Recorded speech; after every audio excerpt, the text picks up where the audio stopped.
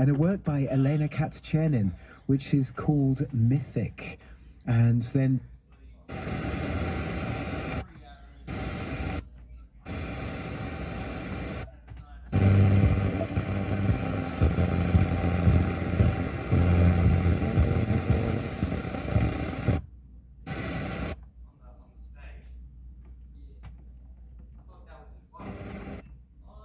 for uncertainty, gosh, what a big